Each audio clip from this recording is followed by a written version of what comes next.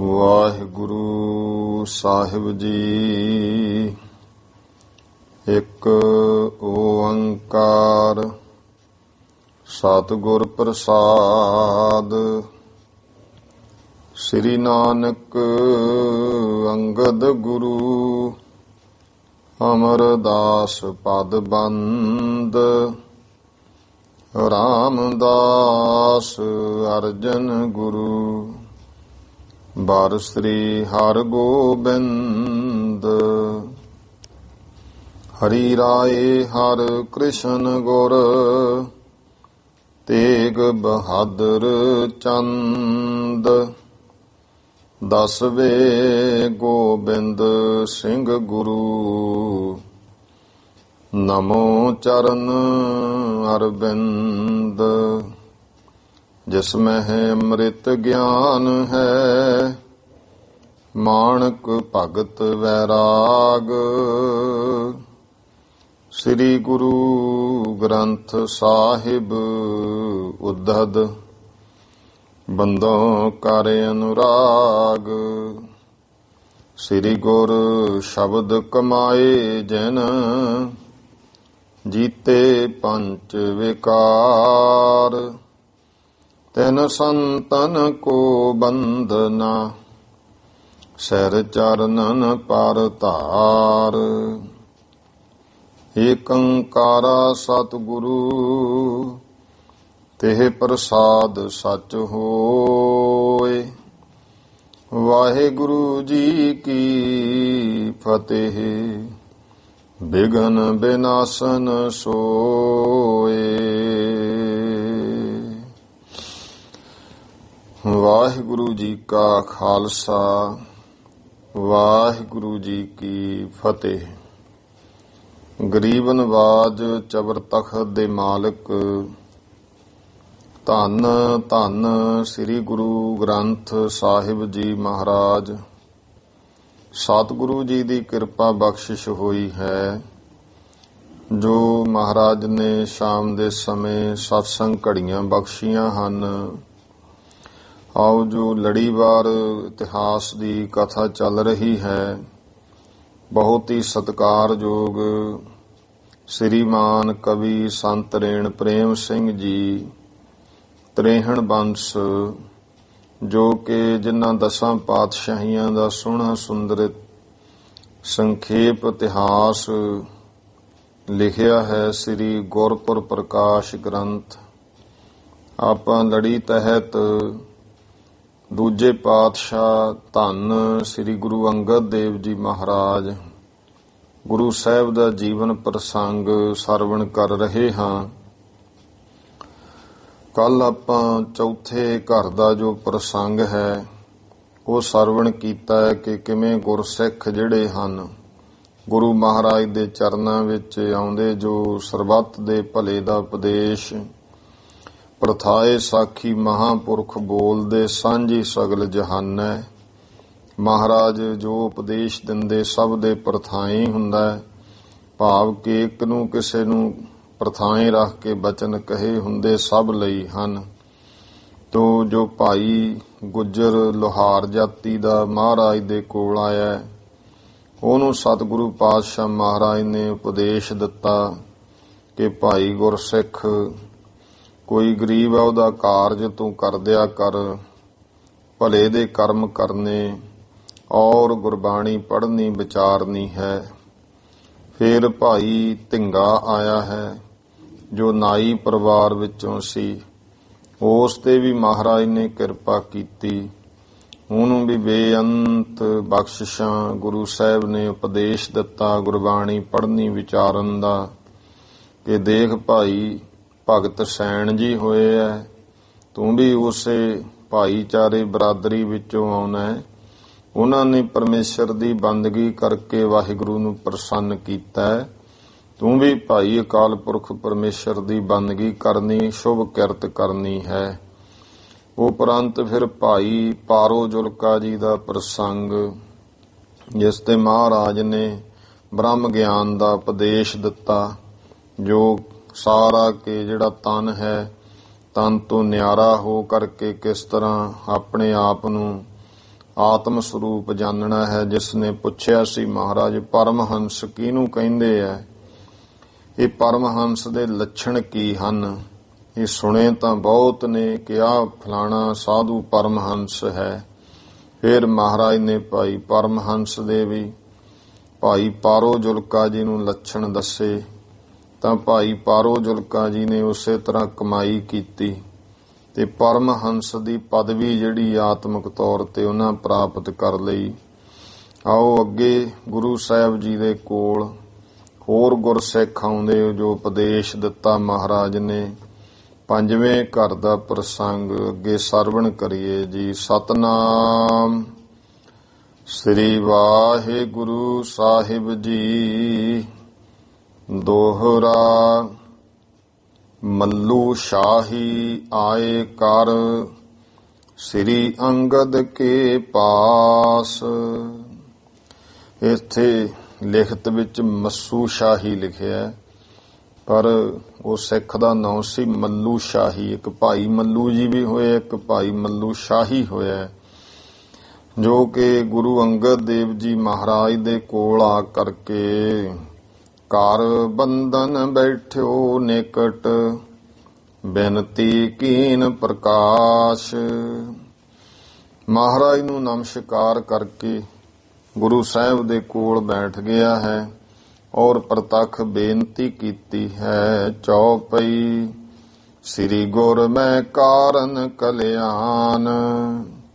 हे ਸ੍ਰੀ ਗੁਰੂ ਅੰਗਦ ਦੇਵ ਜੀ, ਮੇਰੀ ਕਲਿਆਣਤਾ ਵਾਸਤੇ ਮੈਂ ਆਇਓ ਸੁਨ ਸੁਜਸ ਮਹਾਨ। ਮਹਾਰਾਜ ਤੁਹਾਡਾ ਸ੍ਰੇਸ਼ਟ ਜਸ ਸੁਣ ਕੇ ਕਿ ਮੇਰੀ ਵੀ ਕਲਿਆਣਤਾ ਹੋ ਜੇ। ਭਾਈ ਮੱਲੂ ਸ਼ਾਹੀ ਕਹਿੰਦਾ ਮਹਾਰਾਜ ਮੈਂ ਤੁਹਾਡੇ ਕੋਲ ਆਇਆ ਹਾਂ, ਤੀਜੈ ਅਬ ਆਪਣੋ ਉਪਦੇਸ਼।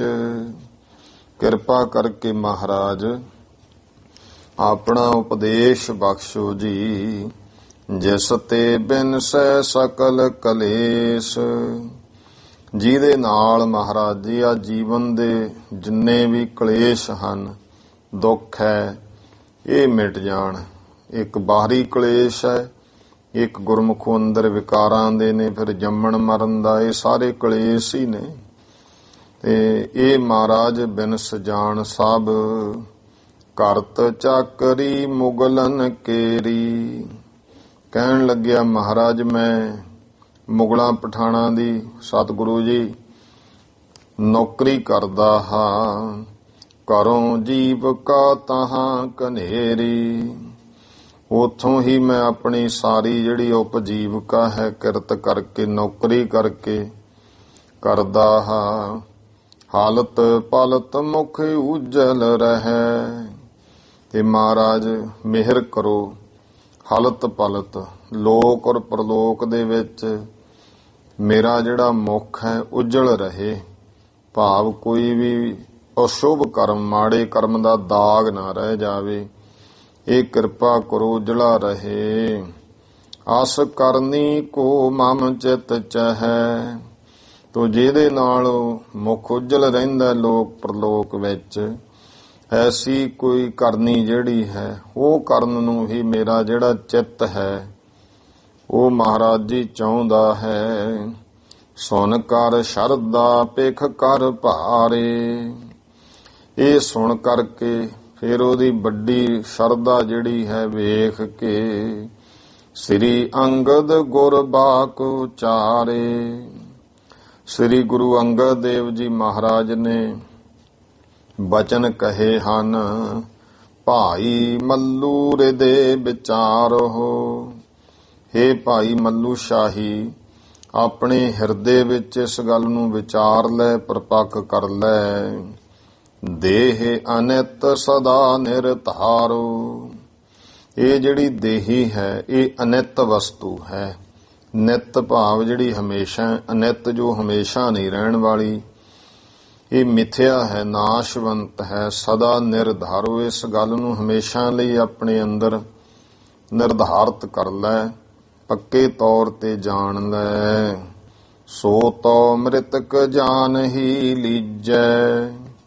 ਤੋ ਇਸ ਕਰਕੇ ਇਹਨੂੰ ਤਾਂ ਹੁਣ ਮ੍ਰਿਤਕ ਜਾਣ ਲੈ ਵੀ ਮੌਤ ਵਾਲੀ ਹੈ, ਇਹਨੇ ਇੱਕ ਦਿਨ ਤੇ ਮਿਥਿਆ ਜਾਣਾ ਹੀ ਹੈ।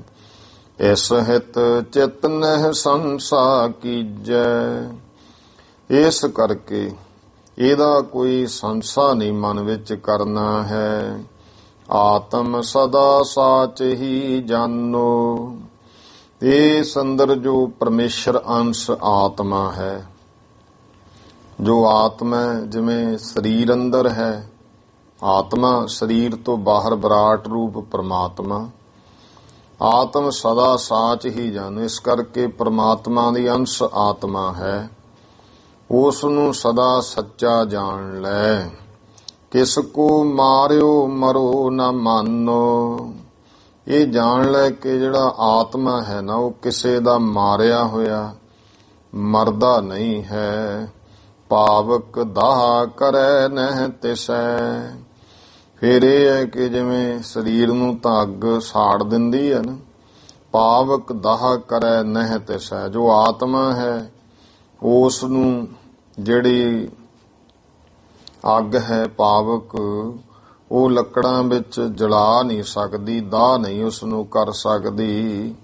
ਜਲ ਨਾ ਡੁਬਾਏ ਸਕੈ ਨਿਜ ਬਿਖੈ, ਤੇ ਇੱਥੇ ਵਿਸੈ ਸ਼ਬਦ ਛਪਿਆ, ਬਿਖੈ ਸ਼ੁੱਧ ਹੈ। ਪਾਣੀ ਵੀ ਇਸ ਨੂੰ ਜਿਵੇਂ ਕੋਈ ਹੁਣ ਮੁਰਦੇ ਨੂੰ ਸਰੀਰ ਨੂੰ ਰੋੜ ਦਿੰਦਾ ਪਾਣੀ ਵਿੱਚ, ਆਤਮਾ ਨੂੰ ਜਿਹੜਾ ਪਾਣੀ ਹੈ ਉਹ ਡੁਬਾ ਨਹੀਂ ਸਕਦਾ। ਸਰੀਰ ਨੂੰ ਤਾਂ ਕਿੰਨੇ ਕੁਛ ਐਸੇ ਮਹਾਂਪੁਰਸ਼ ਜਿਨ੍ਹਾਂ ਦੇ ਜਿਹੜਾ ਸਰੀਰ ਹੈ ਉਹ ਜਲ ਪ੍ਰਵਾਹ ਕਰ ਦਿੱਤੇ ਗਏ, ਪਰ ਸਰੀਰ ਹੀ ਜਲ ਦੇ ਵਿੱਚ ਡੁੱਬਿਆ ਹੈ ਨਾ, ਆਤਮਾ ਨੂੰ ਤਾਂ ਜਲ ਵੀ ਆਪਣੇ ਵਿੱਚ ਨਹੀਂ ਡੁਬਾ ਸਕਦਾ। ਸ਼ਾਸਤਰ ਤੇ ਨਹਿ ਛੇਦਿਆ ਜਾਏ, ਹੇ ਭਾਈ ਮੱਲੂ ਸ਼ਾਹੀ, ਗੁਰੂ ਅੰਗਦ ਦੇ ਮਹਾਰਾਜ ਕਹਿੰਦੇ ਜਿਹੜਾ ਆਤਮਾ ਹੈ ਸ਼ਸਤਰ ਦੇ ਨਾਲ ਵੀ ਇਸ ਨੂੰ ਕੱਟਿਆ ਨਹੀਂ ਜਾ ਸਕਦਾ। ਜਿਸ ਕੋ ਪੌਣ ਨ ਸਕੈ ਡੁਲਾਏ, ਫਿਰ ਆਤਮਾ ਨੂੰ ਪੌਣ ਹਵਾ ਉਹ ਵੀ ਡੁਲਾ ਨਹੀਂ ਸਕਦੀ ਹੈ। ਕਾਲ ਵਿਨਾਸ਼ਕ ਸਭਨ ਵਿਸਾਲਾ, ਇਹ ਜਾਣ ਲੈ ਕਿ ਜਿਹੜਾ ਕਾਲ ਹੈ ਉਹ ਸਾਰਿਆਂ ਨੂੰ ਜਿਹੜਾ ਨਾਸ਼ ਕਰ ਦਿੰਦਾ ਹੈ। ਕਾਲ ਮੌਤ ਇਹ ਸਭ ਦਾ ਜਿੰਨੇ ਵੀ ਹੈ ਸਭ ਦਾ ਵਿਨਾਸ਼ਕਾਰੀ ਹੈ। ਆਤਮ ਅਹਿ ਕਾਲ ਕੋ ਕਾਲਾ, ਪਰ ਜੋ ਆਤਮਾ ਹੈ ਉਹ ਆਤਮ ਇਹ ਜਾਣ ਲੈ ਕਿ ਕਾਲ ਦਾ ਵੀ ਕਾਲ ਹੈ, ਕਾਲ ਉਸ ਦਾ ਕਾਲ ਨਹੀਂ ਕਰ ਸਕਦਾ, ਉਹ ਸਗੋਂ ਕਾਲ ਦਾ ਵੀ ਕਾਲ ਕਰ ਦਿੰਦਾ ਹੈ। ਜਗ ਕੋ ਲਖ ਕੇ ਸੁਪਨ ਸਮਾਨੈ, ਤਾਂ ਭਾਈ ਮੱਲੂ ਸ਼ਾਹੀ ਇਹ ਜਗਤ ਨੂੰ ਸੁਪਨੇ ਵੱਤ ਜਾਣ ਕਰਕੇ ਵਰਣ ਆਸ਼ਰਮ ਕਿਰਿਆ ਸੁਠਾਨੈ, ਜੋ ਵੀ ਵਰਣ ਆਸ਼ਰਮ ਕਿਰਿਆ ਹੈ, ਭਾਵ ਕਿ ਜਿਵੇਂ ਜਿਵੇਂ ਪਹਿਲੇ ਸਮਿਆਂ ਵਿੱਚ ਜਿਸ ਤਰ੍ਹਾਂ ਦੀ ਕੋਈ ਵਰਣ ਕੁੱਲ ਜਾਤੀ ਵਿੱਚ ਪੈਦਾ ਹੋਇਆ ਉਹੇ ਜੇ ਕਰਮ ਕਰਦਾ ਹੁੰਦਾ ਸੀ। ਜਿਵੇਂ ਕੁਦਰਤੀ ਸੀ ਇਹ ਪਿਤਾ ਪੁਰਖੀ ਤਰਖਾਣ ਜਾਤੀ 'ਚ ਪੈਦਾ ਹੋ ਗਿਆ, ਲੱਕੜ ਦਾ ਕੰਮ ਕਰਨਾ, ਲੋਹਾਰ ਜਾਤੀ 'ਚ ਪੈਦਾ ਹੋਇਆ, ਲੋਹੇ ਦਾ, ਜਿਹੜਾ ਕੋਈ ਜੱਟ ਜ਼ਿਮੀਂਦਾਰ ਦੇ ਘਰ ਪੈਦਾ ਹੋ ਗਿਆ ਉਹਨੇ ਇਹ ਖੇਤੀਬਾੜੀ, ਇਸ ਤਰ੍ਹਾਂ ਜਿੱਥੇ ਜਿਹੇ ਜੈਸੇ ਉਹਨੂੰ ਕਿਹਾ ਜਾਂਦਾ ਵਰਨ ਆਸ਼ਰਮ ਕਿਰਿਆ ਸੁਠਾਨੈ। ਜਿਹੜੀ ਵਰਨ ਆਸ਼ਰਮ ਦੀ ਕਿਰਿਆ ਹੈ ਉਸ ਨੂੰ ਇਹ ਜਾਣ ਲੈ ਕੇ ਕਰਦਾ ਰਹੇ ਤੇ ਆਪਣਾ ਭਾਵ ਜਿਹੜੀ ਸੰਸਾਰਕ ਵਿਵਹਾਰ ਹੈ ਉਹ ਕਰਦਾ ਰਹੇ। ਬ੍ਰਹਮ ਗਿਆਨ ਕੋ ਨਿਤ ਅਭਿਆਸ ਹੈ, ਤੇ ਨਾਲ ਦੀ ਨਾਲ ਇਹ ਆਤਮਿਕ ਤੌਰ ਤੇ ਬ੍ਰਹਮ ਗਿਆਨ ਦੀ ਪ੍ਰਾਪਤੀ ਲਈ ਜਿਹੜਾ ਹਮੇਸ਼ਾ ਅਭਿਆਸ ਕਰਨਾ ਹੈ। ਤਨ ਹੰਤਾ ਲਖ ਝੂਠ ਬਿਨਾਸ਼ ਹੈ, ਇਹ ਤਨ ਦਾ ਜਿਹੜਾ ਹੰਤਾ, ਤਨ ਦੀ ਹੰਗਤਾ ਹੈ ਕਿ ਆਹ ਤਨ ਮੇਰਾ ਹੈ, ਇਸ ਤਰ੍ਹਾਂ ਇਹਨੂੰ ਝੂਠ ਜਾਣ ਲੈਣਾ, ਵਿਨਾਸ਼ ਜਾਣ ਲੈਣਾ ਹੈ। ਦੀਜੈ ਦਾਨ ਸੋ ਕਰਮ ਕਰੀਜੈ, ਸ਼ੁਭ ਕਰਮ ਕਿਰਤ ਕਰਨੀ ਹੈ, ਦਾਨ ਪੁੰਨ ਕਰਨਾ ਹੈ। ਤਨ ਬਿਨਸੈ ਨਹਿ ਸੰਸਾ ਕੀਜੈ, ਇਹ ਤਨ ਨੇ ਬਿਨਸ ਜਾਣਾ, ਇਸ ਗੱਲ ਦਾ ਕੋਈ ਸੰਸਾ ਨਹੀਂ ਕਰਨਾ। ਦੇਸ਼ ਕਾਲ ਵਸਤੂ ਮਿਲ ਤੀਨ, ਕਿਉਂਕਿ ਤਨ ਉਦੋਂ ਬਿਨਸਦਾ ਹੈ ਜਦੋਂ ਦੇਸ਼, ਕਾਲ ਤੇ ਵਸਤੂ ਇਹ ਮਿਲ ਜਾਣ। ਭਾਵ ਇੱਕ ਤਾਂ ਉਹ ਜਗ੍ਹਾ ਆ ਜੇ ਤੇ ਫਿਰ ਕਾਲ ਉਹ ਸਮਾਂ ਆ ਜੇ, ਫਿਰ ਵਸਤੂ ਭਾਵ ਕਾਰਨ ਬਣ ਜੇ ਕੋਈ ਵੀ। ਜਦੋਂ ਇਹ ਜਗ੍ਹਾ, ਸਮਾਂ ਤੇ ਕਾਰਨ ਤਿੰਨੇ ਇਕੱਠੇ ਹੋ ਜਾਂਦੇ ਆ ਫਿਰ ਭਾਈ ਸਰੀਰ ਦੀ ਮ੍ਰਿਤੂ ਹੁੰਦੀ ਹੈ। ਮਹਾਰਾਜ ਜੀ ਕਹਿੰਦੇ ਦੇਸ਼, ਕਾਲ, ਵਸਤੂ ਮਿਲ ਤੀਨ। ਇਹ ਜਾਣ ਲੈ ਕਿ ਤਿੰਨੇ ਜਦੋਂ ਮਿਲਦੇ ਹਨ ਤਬ ਹੋਏ ਕਾਇਆ ਪ੍ਰਾਨ ਬਹੀਨ। ਤਦ ਫਿਰ ਇਹ ਜਿਹੜੀ ਕਾਇਆ ਸਰੀਰ ਹੈ ਨਾ, ਪ੍ਰਾਣਾ ਤੋਂ ਖਾਲੀ ਹੋ ਜਾਂਦਾ, ਬਹੀਨ ਹੋ ਜਾਂਦਾ ਹੈ। ਪੂਰਨ ਬਦ ਕੋ ਸਮਾ ਸੋ ਆਵੈ ਹੈ। ਪਹਿਲਾਂ ਤਾਂ ਇਹ ਹੈ, ਪੂਰਨ ਦਾ ਭਾਵ ਹੈ ਪਹਿਲਾਂ ਕਿ ਕਾਲ ਭਾਵ ਉਹ ਜਿਹੜਾ ਹੈ ਬਦ ਮੌਤ ਦਾ ਸਮਾਂ ਆ ਜਾਵੇ। ਜਿਸ ਥਲ ਦੇਹ ਗਿਰਹਿ ਸੋ ਪਾਵੈ ਹੈ। ਤੇ ਫਿਰ ਭਾਈ ਉਹ ਜਗ੍ਹਾ, ਜਿਸ ਥਲ ਦੇਹ ਗਿਰਹਿ, ਜਿੱਥੇ ਫਿਰ ਜਿਹੜੀ ਜਗ੍ਹਾ ਦੇ ਉੱਤੇ ਦੇਹੀ ਨੇ ਗਿਰਨਾ ਹੈ ਉਹ ਜਗ੍ਹਾ ਆ ਜਾਵੇ। ਤ੍ਰਿਤੀਏ ਜਿਸ ਤੇ ਹੋਵਨ ਘਾਤ। ਤੀਜਾ ਮਹਾਰਾਜ ਕਹਿੰਦੇ ਵੀ ਹੇ ਭਾਈ ਮੱਲੂ ਸ਼ਾਹੀ, ਜਿਹਦੇ ਨਾਲ ਘਾਤ ਹੋਣਾ, ਜਿਸ ਕਾਰਨ ਮੌਤ ਹੋਣੀ ਹੈ ਉਹ ਕਾਰਨ ਆ ਜੇ। ਵਿਆਦੂ ਕਿਦੋਂ ਜੁੱਧ ਮਿਲ ਜਾਤ। ਉਹ ਇਸ ਤਰ੍ਹਾਂ ਵੀ ਜਾਂ ਤਾਂ ਕੋਈ ਆਦੀ ਵਿਆਦੀ ਉਪਾਦੀ, ਕੋਈ ਰੋਗ ਵੀ ਲੱਗ ਗਿਆ, ਕੋਈ ਕਾਰਨ ਬਣ ਜਾਂਦਾ, ਤੇ ਜਾਂ ਕਿਵੇਂ ਕੋਈ ਯੁੱਧ ਜੰਗ ਵਿੱਚ ਚਲਿਆ ਜਾਂਦਾ, ਉੱਥੇ ਜਿਹੜੀ ਹੈ ਜੰਗ ਲੜਦਿਆਂ ਮੌਤ ਹੋ ਜਾਂਦੀ ਹੈ। ਇਨ तीनों ਬਿਨ ਇਕੱਠੋ ਹੋਏ। ਇਹ ਦੇਸ਼, ਕਾਲ, ਵਸਤੂ, ਸਮਾਂ, ਸਥਾਨ ਤੇ ਕਾਰਨ, ਇਹਨਾਂ ਦੇ ਇਕੱਠੇ ਹੋਏ ਤੋਂ ਬਿਨਾ ਪ੍ਰਾਨ ਹਾਨ ਕਿਮ ਨਹਿ ਕਿਸ ਜੋਏ। ਇਹ ਕਿਸੇ ਦੇ ਵੀ ਇਹ ਜਾਣ ਲੈ ਵੀ ਪ੍ਰਾਣ ਜਿਹੜੇ ਆ ਉਹ ਹਾਨ ਨਹੀਂ ਹੁੰਦੇ, ਪ੍ਰਾਣ ਨਾਸ਼ ਨਹੀਂ ਹੁੰਦੇ। ਭਾਵ ਤਿੰਨਾਂ ਦੇ ਇਕੱਠੇ ਹੋਏ ਬਿਨਾ ਮੌਤ ਨਹੀਂ ਆਉਂਦੀ ਹੈ। ਬਿਨ ਤ੍ਰੈ ਮਿਲੇ ਕਾਲ ਰਖਵਾਰੋ।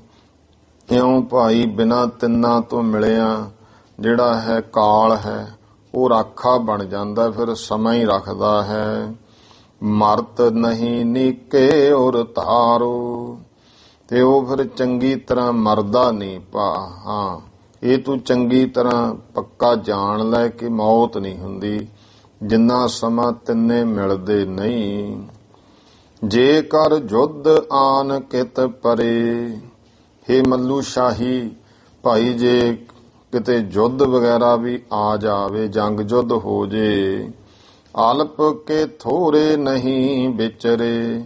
ਕਿਉਂਕਿ ਫੌਜ ਵਿੱਚ ਨੌਕਰੀ ਕਰਦਾ ਸੀ ਨਾ, ਇਸ ਕਰਕੇ ਇਹਨੂੰ ਉਸ ਢੰਗ ਨਾਲ ਉਪਦੇਸ਼ ਦਿੱਤਾ ਜਿਹੜਾ ਮੁਗਲਾਂ ਦੇ। ਮਹਾਰਾਜ ਕਹਿਣ ਲੱਗੇ ਕਿ ਜੇ ਕਿਤੇ ਜੰਗ ਯੁੱਧ ਆ ਜੇ, ਅਲਪ ਕੇ ਥੋੜੇ ਨਹੀਂ ਵਿਚਰੇ। ਇਹ ਨਹੀਂ ਕਿ ਅਸੀਂ ਬਹੁਤੇ ਆ ਜਾਂ ਥੋੜੇ ਹਾਂ, ਕੀ ਕਰਾਂਗੇ ਹੁਣ, ਇਹੋ ਜਿਹਾ ਕੁਝ ਨਹੀਂ ਵਿਚਾਰਨਾ ਵੀ ਅਲਪ ਕਹੀਏ ਤਾਂ ਬਾਹਲੇ ਹੀ ਤੁੱਛ ਜੇ ਆ ਜਾਂ ਥੋੜੇ ਆ, ਇਹੋ ਜਿਹਾ ਕੁਝ ਦੀ ਵਿਚਾਰ ਨਹੀਂ ਕਰਨੀ। ਪੀਠ ਨ ਦੇਹ ਸਮੁਖ ਰਿਪ ਰਹੈ। ਪਿੱਠ ਨਹੀਂ ਦੇਣੀ ਹੈ, ਸਾਹਮਣੇ ਰਹਿਣਾ। ਰਿਪ ਨਾਮ ਦੁਸ਼ਮਣ ਦਾ, ਦੁਸ਼ਮਣ ਦੇ ਸਾਹਮਣੇ ਰਹਿਣਾ ਹੈ। ਨਿਰਭੈ ਸ਼ਸਤਰ ਬਹਿ ਜਸ ਲਹੈ। ਇਉਂ ਨਿਰਭਉ ਹੋ ਕੇ ਸ਼ਸਤਰ ਚਲਾਉਣਾ। ਇਹਦੇ ਨਾਲ ਹੇ ਭਾਈ ਮੱਲੂ ਸ਼ਾਹੀ ਜਸ ਪ੍ਰਾਪਤ ਹੁੰਦਾ ਹੈ। ਜਗ ਮਹਿ ਪ੍ਰਾਪਤ ਬ੍ਰਿੰਦ ਪਦਾਰਥ। ਤੇ ਜੰਗ ਯੁੱਧ ਕਰਨ ਵਾਲਾ ਜਿਹੜਾ ਸੂਰਮਾ ਨਾ, ਦੇਖ ਜੰਗ ਜਿੱਤਦਾ ਤੇ ਉਸ ਨੂੰ ਬੇਅੰਤ ਪਦਾਰਥਾਂ ਦੀ ਪ੍ਰਾਪਤੀ ਹੁੰਦੀ ਹੈ। ਕਿਉਂ ਪਹਿਲਾਂ ਜਿਹੜੇ ਸਿੰਘ ਜੰਗ ਲੜਦੇ ਉਹ ਕਹਿੰਦੇ ਹੁੰਦੇ ਵੀ ਖਾਲਸਾ ਜੀ ਚੱਲੋ ਜੰਗ ਤੇ ਆਪਣੇ ਤਾਂ ਦੋਹੇ ਹੱਥੀਂ ਲੱਡੂ ਐ, ਸ਼ਹੀਦੀਆਂ ਪਾ ਗਏ ਤਾਂ ਫਿਰ ਸੱਚਖੰਡ ਦੀ ਪ੍ਰਾਪਤੀ ਹੋਊ, ਜੇ ਜਿਉਂਦੇ ਰਹਿ ਗਏ ਜੰਗ ਲੜਦੇ ਆ ਜਿੱਤ ਗਏ ਤਾਂ ਗੁਰਮੁਖੋ ਧਰਤੀ ਦਾ ਰਾਜ ਮਿਲੂਗਾ। ਇਸ ਤਰ੍ਹਾਂ ਮਹਾਰਾਜ ਉਪਦੇਸ਼ ਦਿੰਦੇ ਆ, ਨਿਰਭੈ ਸ਼ਸਤਰ ਬਹਿ ਜਸ ਲਹੈ। ਜਗ ਮੈਂ ਪ੍ਰਾਪਤ ਬ੍ਰਿੰਦ ਪਦਾਰਥ। ਹਾਂ, ਜਗ ਦੇ ਵਿੱਚ ਬੇਅੰਤ ਜੇ ਤੂੰ ਨਿਰਭੈ ਹੋ ਕੇ ਸ਼ਸਤਰ ਚਲਾਵੇਂ, ਜਸ ਮਿਲਦਾ ਹੈ। ਜਗ ਮੈਂ ਪ੍ਰਾਪਤ ਬ੍ਰਿੰਦ ਪਦਾਰਥ, ਤੇ ਜਗਤ ਦੇ ਵਿੱਚ ਬੇਅੰਤ ਪਦਾਰਥਾਂ ਦੀ ਪ੍ਰਾਪਤੀ ਹੁੰਦੀ ਹੈ। ਲੈ ਸਤ ਸੰਗਤ ਲਾਏ ਸਕਾਰਥ। ਇਉਂ ਭਾਈ ਜਿਹੜੇ ਤੈਨੂੰ ਫਿਰ ਪਦਾਰਥ, ਧਨ ਦੌਲਤ, ਤਨਖਾਹ ਮਿਲਦੀ ਹੈ ਨਾ, ਉਹਦੇ ਵਿੱਚੋਂ ਲੈ ਕਰਕੇ ਸਤਸੰਗ ਦੇ ਵਿੱਚ ਲਾ ਕੇ ਸਫਲ ਕਰਿਆ ਕਰ। ਜੇ ਰਣ ਮਹਿ ਸਨਮੁਖ ਮ੍ਰਿਤ ਪਾਵੈ। ਭਾਈ ਮੱਲੂ ਸ਼ਾਹੀ ਜੇ ਲੜਦਿਆਂ ਸੂਰਮਾ ਮੈਦਾਨੇ ਜੰਗ ਵਿੱਚ ਸਨਮੁਖ ਹੋ ਕਰਕੇ ਉਹਦੀ ਮੌਤ ਹੋ ਜਾਵੇ, ਸਵਰਗ ਨਿਸੰਸੇ ਸੂਰ ਸਿਧਾਵੈ, ਤਾਂ ਉਹ ਸੂਰਮਾ ਬਿਨਾਂ ਕਿਸੇ ਸੰਸੇ ਤੋਂ ਸਵਰਗ ਜਾਂਦਾ ਹੈ। ਇਮ ਦੁਐ ਲੋਕਾਂ ਨੇ ਉਜਲ ਆਨਨ। ਇਸ ਤਰ੍ਹਾਂ ਭਾਈ ਸਰੀਰ ਨੂੰ ਨਾਸ਼ਵੰਤ ਜਾਣ ਕੇ, ਆਤਮਾ ਨੂੰ ਸਤ ਜਾਣ ਕਰਕੇ ਇਹ ਡਟ ਕੇ ਪਹਿਰਾ ਦੇਣਾ ਹੈ। ਜਿਹੜੀ ਤੇਰੀ ਡਿਊਟੀ ਹੈ ਉਹ ਕਰਨੀ ਹੈ। ਇਸੇ ਤਰ੍ਹਾਂ ਦੋਵੇਂ ਲੋਕ ਜਿਹੜੇ ਆ ਉਹਨਾਂ ਵਿੱਚ ਉਜਲ ਆਨਨ, ਆਨਨ ਨਾ ਮੁਖ ਦਾ ਹੈ, ਮੁਖ ਉਜਲ ਹੁੰਦਾ ਹੈ। ਕਰ ਕਲਿਆਣ ਏਵ ਨਿਜ ਪ੍ਰਾਨਨ। ਇਉਂ ਭਾਈ ਇਸ ਤਰ੍ਹਾਂ ਆਪਣੇ ਪ੍ਰਾਣ ਲਾ ਦੇਣੇ, ਆਪਣੀ ਕਲਿਆਣਤਾ ਕਰ ਲੈਂਦਾ। ਮੱਲੂ ਸ਼ਾਹੀ ਸੁਨ ਉਪਦੇਸ਼। ਭਾਈ ਮੱਲੂ ਸ਼ਾਹੀ ਨੇ ਉਪਦੇਸ਼ ਸੁਣਿਆ ਹੈ। ਬਰਤਨ ਲਾਗਿਓ ਤਾਹਾਂ ਹਮੇਸ਼। ਤੇ ਉਹ ਹਮੇਸ਼ਾ ਇਸੇ ਤਰ੍ਹਾਂ ਗੁਰੂ ਦੇ ਉਪਦੇਸ਼ ਨੂੰ ਕਮਾਉਣ ਲੱਗਿਆ। ਜੀਵਨ ਉਸੇ ਤਰ੍ਹਾਂ ਉਹਦਾ ਵਰਤਨ ਲੱਗ ਪਿਆ। ਵੰਡ ਖਾਏ ਨਿਜ ਧਰਮ ਵਿਚਾਰੈ। ਵੰਡ ਕੇ ਛਕਦਾ ਹੈ, ਤੇ ਜਿਹੜਾ ਆਪਣਾ ਧਰਮ ਹੈ, ਜੋ ਡਿਊਟੀ, ਇੱਥੇ ਨਿਜ ਧਰਮ ਦਾ ਭਾਵ ਹੁੰਦਾ ਜਿਹੜੀ ਕੋਈ ਵੀ ਡਿਊਟੀ ਹੈ, ਉਸ ਡਿਊਟੀ ਨੂੰ ਇਮਾਨਦਾਰੀ ਤੇ ਲਗਨ ਨਾਲ ਕਰਨਾ, ਇਹ ਗੁਰਮੁਖੋ ਨਿਜ ਧਰਮ ਹੈ। ਤੇ ਜਿਹੜਾ ਵੀ ਕੋਈ ਕਿਤੇ ਵੀ ਕੋਈ ਨੌਕਰੀ ਕਰਦਾ ਹੈ, ਅਗਰ ਉਹ ਆਪਣੀ ਨੌਕਰੀ ਇਮਾਨਦਾਰੀ ਔਰ ਲਗਨ ਨਾਲ ਨਹੀਂ ਕਰਦਾ, ਚਾਅ ਨਾਲ ਨਹੀਂ ਕਰਦਾ, ਤਾਂ ਉਹ ਕਦੇ ਵੀ ਧਰਮੀ ਨਹੀਂ ਹੋ ਸਕਦਾ, ਉਹਦੀ ਕਦੇ ਮੁਕਤੀ ਨਹੀਂ ਹੋ ਸਕਦੀ ਹੈ। ਇਉਂ ਮਹਾਰਾਜ ਕਹਿੰਦੇ ਭਾਈ ਵੰਡ ਕੇ ਛਕਣਾ ਤੇ ਆਪਣੇ ਨਿਜ ਧਰਮ ਦੀ ਵਿਚਾਰ ਕਰਨੀ ਹੈ। ਆਤਮ ਤਨ ਸੱਤਾ ਸਤ ਧਾਰੈ। ਆਤਮ ਤਨ ਸੱਤਾ ਸਤ, ਦੋ ਸ਼ਬਦਾਂ ਦਾ ਜੋੜ ਹੈ, ਸਤ ਅਸਤ।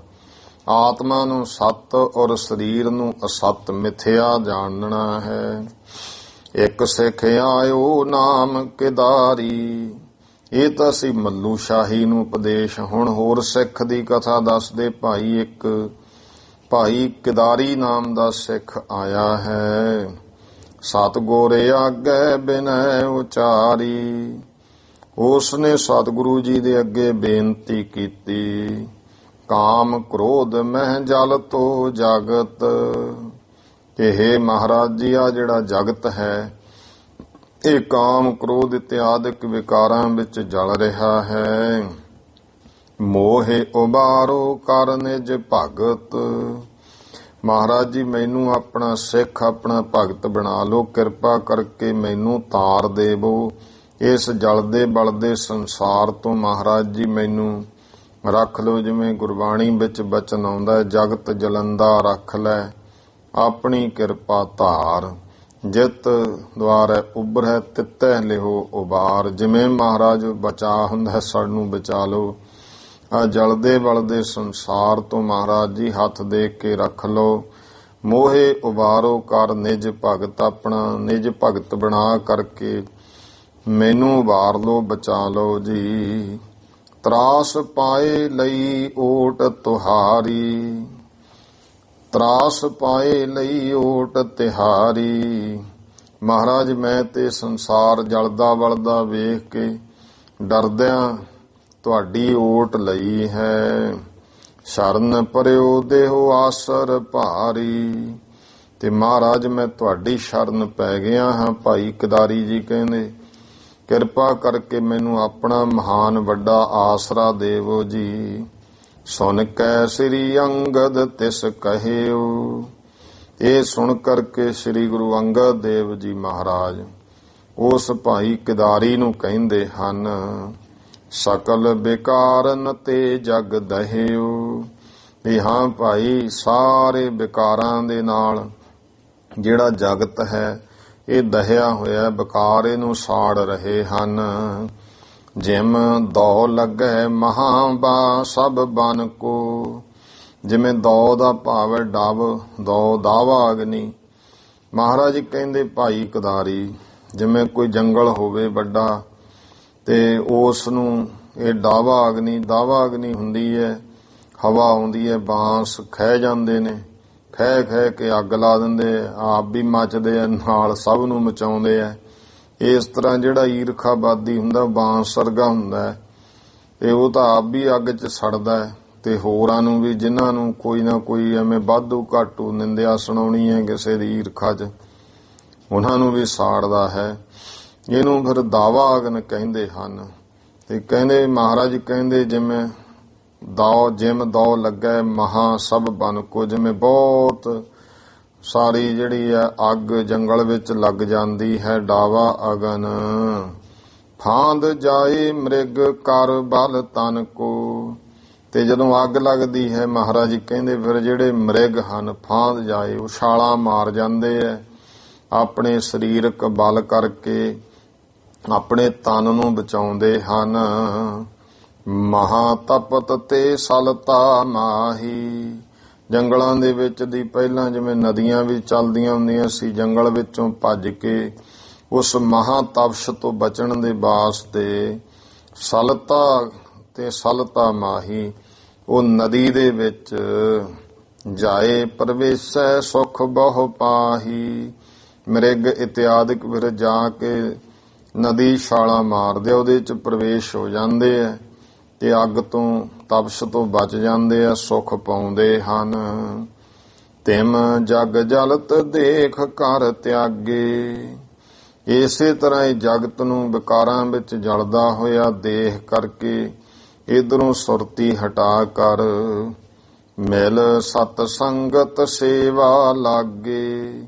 ਜਿਵੇਂ ਹਰਨ ਨਦੀ 'ਚ ਜਾ ਵੜਦੇ ਹੋ ਭਾਈ, ਸਤਸੰਗ ਰੂਪੀ ਨਦੀ ਵਿੱਚ ਜਾ ਵੜੇ, ਸਤਸੰਗ ਵਿੱਚ ਬਹਿ ਜੇ, ਗੁਰੂ ਕੀ ਸੇਵਾ ਕਰੇ।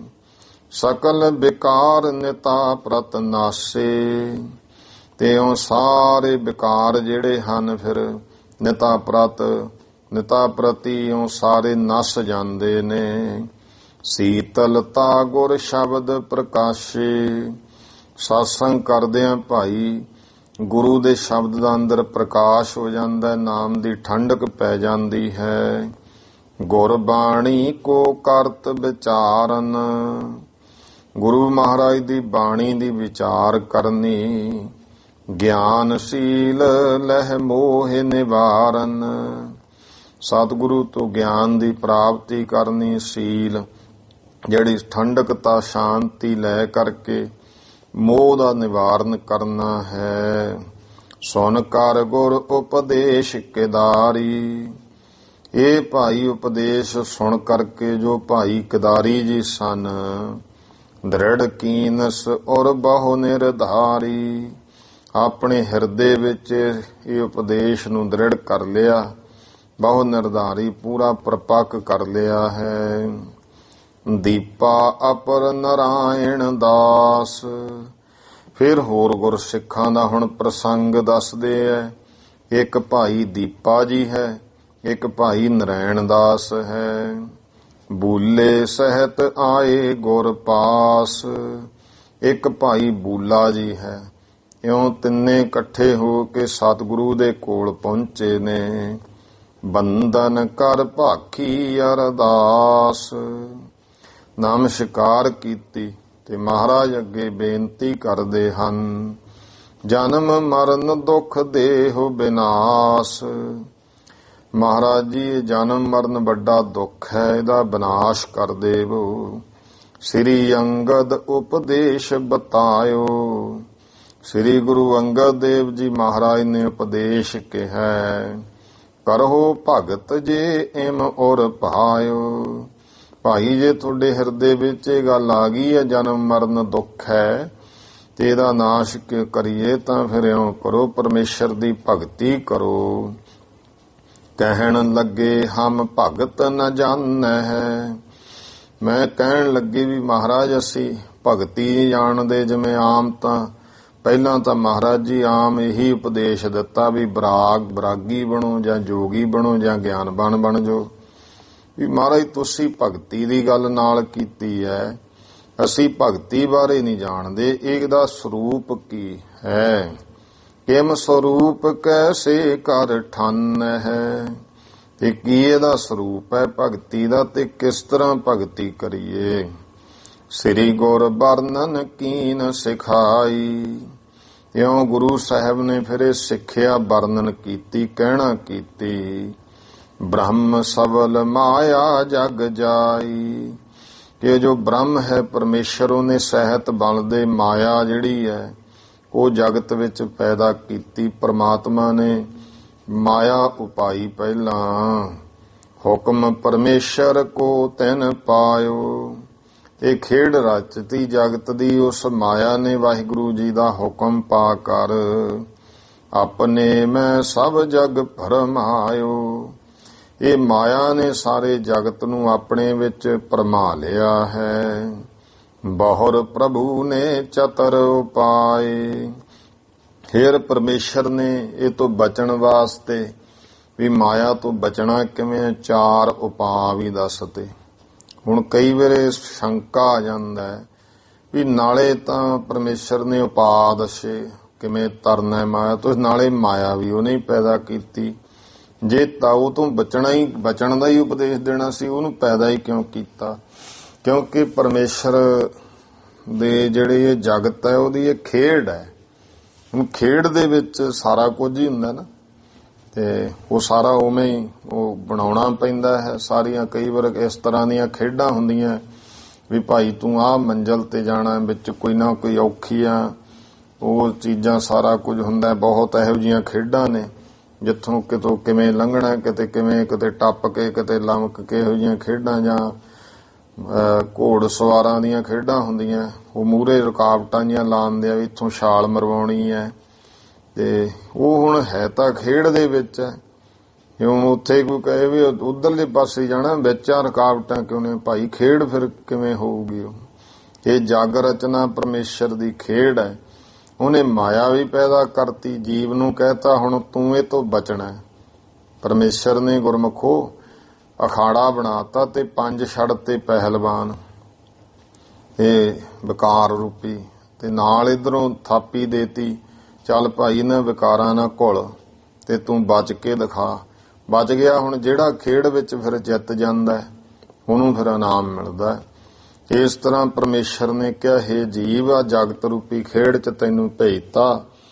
ਹੁਣ ਭਾਈ ਤੇਰੀ ਪਰਖ ਹੈ, ਤੈਨੂੰ ਪਾ ਵੀ ਦੱਸ ਤੇ ਕਿਵੇਂ ਕਿਵੇਂ ਤੂੰ ਇਹਦੇ ਵਿੱਚ ਜਿੱਤ ਪ੍ਰਾਪਤ ਕਰਨੀ ਹੈ। ਜਿੱਤ ਪ੍ਰਾਪਤ ਕਰ ਲਏਗਾ ਤਾਂ ਮੇਰੇ ਵਿੱਚ ਭੇਦ ਹੋ ਜਾਏਗਾ। ਇਸ ਤਰ੍ਹਾਂ ਦੇ ਸਤਿਪੁਰਸ਼ ਕਈ ਸੁਣਾਉਂਦੇ ਹੁੰਦੇ ਸੀ ਵੀ ਕੋਈ ਰਾਜਾ ਸੀ, ਉਹ ਕਹਿੰਦਾ ਸੀ ਕੋਈ ਮੇਰੇ ਤੱਕ ਆ ਕੇ ਮਿਲੇ, ਪਰ ਉਹਨੇ ਰਸਤੇ ਵਿੱਚ ਬਹੁਤ ਕੁਝ ਬਣਾਤਾ। ਬਹੁਤ ਸੁੰਦਰ ਬਾਗ ਲਾਗੇ, ਫੁੱਲਵਾੜੀਆਂ, ਫਲ, ਫਿਰ ਕਿਤੇ ਕੁਛ ਬਣਾਤਾ, ਕਿਤੇ ਕੁਛ ਹੈ। ਕੋਈ ਭਾਈ ਬਾਗ 'ਚ ਹੀ ਗੇੜੇ ਗੂੜੇ ਦੇ ਕੇ ਕੋਈ ਫਲ ਛਕ ਕੇ ਮੁੜਿਆ, ਕੋਈ ਕੁਛ ਕਰਕੇ, ਤੇ ਕਿਤੇ ਥੋੜੀ ਬਹੁਤੀ ਮਾਇਆ ਮਿਲਦੀ ਸੀ, ਕੋਈ ਲੈ ਕੇ ਮੁੜਿਆ ਏ। ਕੋਈ ਨਿਸ਼ਾਨਾ ਬਿਰਲਾ ਹੀ ਸੀ ਜਿਹਦਾ ਨਿਸ਼ਾਨਾ ਸੀ ਮੈਂ ਰਾਜੇ ਨੂੰ ਮਿਲਣਾ। ਇਸੇ ਤਰ੍ਹਾਂ ਪ੍ਰਮਾਤਮਾ ਨੇ ਇਹ ਖੇਡ ਰਚਤੀ। ਇੱਥੇ ਗੁਰਮੁਖੋ ਜਿਵੇਂ ਮਿੱਠਾ ਲਾ ਦੇਣਾ ਕਿਸੇ ਚੀਜ਼ ਨੂੰ, ਇਹ ਮਾਇਆ ਰੂਪੀ ਬਾਣੀ ਵਿੱਚ ਆਉਂਦਾ ਨਾ, ਕੁਰਬਾਨ ਕੀਤਾ ਤਿਸ ਹੈ ਬਿਟੋ ਜਿਨ ਮੋਹ ਮਿੱਠਾ ਲਾਇਆ। ਕੁਰਬਾਨ ਹਾਂ ਗੁਰੂ ਅਮਰਦਾਸ ਮਹਾਰਾਜ ਕਹਿੰਦੇ ਉਸ ਪ੍ਰਮਾਤਮਾ ਤੋਂ ਜਿਹਨੇ ਮੋਹ ਰੂਪੀ ਮਿੱਠਾ ਲਾਤਾ। ਤੇ ਹੁਣ ਇੱਥੇ ਇਹਦੇ ਚੋਂ ਬਚਣਾ ਵੀ ਹੈ। ਇਉਂ ਸਤਿਗੁਰੂ ਸੱਚੇ ਪਾਤਸ਼ਾਹ ਮਹਾਰਾਜ ਨੇ ਇਹ ਸਾਰਾ ਕੁਝ ਉਪਦੇਸ਼ ਦਿੰਦਿਆਂ ਕਿਹਾ ਮਾਇਆ ਸਬਲ ਮਾਇਆ, ਬ੍ਰਹਮ ਸਬਲ ਮਾਇਆ ਜਗ ਜਾਈ। ਬ੍ਰਹਮ ਨੇ ਇਉਂ ਭਾਈ ਸਾਹਿਬ ਮਾਇਆ ਨੂੰ ਜਗਤ ਵਿੱਚ ਪੈਦਾ ਕੀਤਾ ਤੇ ਹੁਕਮ ਪਰਮੇਸ਼ਰ ਕੋ ਤਿਨ ਪਾਇਓ, ਆਪਣੇ ਮੈਂ ਸਭ ਜਗ ਭਰਮਾਇਓ। ਉਹਨੇ ਵਾਹਿਗੁਰੂ ਦਾ ਹੁਕਮ ਪਾ ਕੇ ਸਾਰੇ ਜਗਤ ਨੂੰ ਮਾਇਆ ਨੇ ਆਪਣੇ ਵਿੱਚ ਭਰਮਾ ਲਿਆ। ਬਹੁਰ ਪ੍ਰਭੂ ਨੇ ਚਤੁਰ ਉਪਾਏ। ਤਾਂ ਫਿਰ ਪਰਮੇਸ਼ਰ ਨੇ 4 ਉਪਾਅ ਪੈਦਾ ਕੀਤੇ। ਜਿਸ ਤੇ ਮੋਹ ਮਾਇਆ ਕੋ ਆਏ। ਜਿਸ ਤੇ ਮੋਹੇ ਜਿਨ੍ਹਾਂ ਤੇ ਮੋਹੇ ਜੀ ਤੋਂ ਇਹ ਬਚ ਕਰਕੇ। ਇੱਥੇ ਕੋਈ ਚੌਪਈ ਦੇ ਵਿੱਚ ਅੱਖਰ ਜਿਹੜਾ ਹੈ ਉਹ ਛਪਣ ਤੋਂ ਰਹਿ ਗਿਆ। ਜਿਨ ਤੇ ਮੋਹੇ ਕੋ ਆਏ ਲਿਖਿਆ। ਜਿਨ ਵਿੱਚੋਂ ਬਚ ਕਰਕੇ ਮੋਹੇ ਭਾਵ ਮੇਰੇ ਵੱਲ ਕੋਈ ਆ ਜਾਵੇ। ਇਸ ਤਰ੍ਹਾਂ ਇਹਦੇ 4 ਉਪਾਅ ਨੇ ਵੀ ਇਹਨਾਂ ਦੁਆਰਾ ਬਚ ਜਾਵੇ। ਇੱਕ ਬੈਰਾਗ ਜੋਗ ਅਰ ਗਿਆਨ।